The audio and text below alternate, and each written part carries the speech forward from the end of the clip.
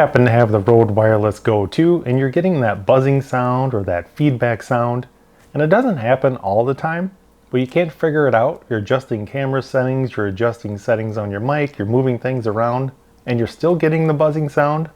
Well, I finally figured out what the heck it is. It's the cable that comes with the kit. Now this is the cable that goes from the receiver to your camera.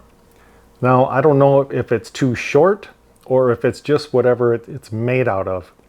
But if you get rid of this cable, and then I'll put a link in the description down below on the cable that I bought that corrected the problem. It's this one right here. It's just a 3.5mm jack. It's got this spiral to it, but it is a longer cable. And all I did was remove that factory cable that came with the kit. I installed this one, and all of that went away. It works perfect, the audio is crisp, and it solved the problem. So if you're looking at the Rode Wireless Go 2 and you're having second thoughts, you're reading reviews on it, as long as you get rid of this factory cable, it's a great microphone to use. Hope it helped you out, and thanks for watching.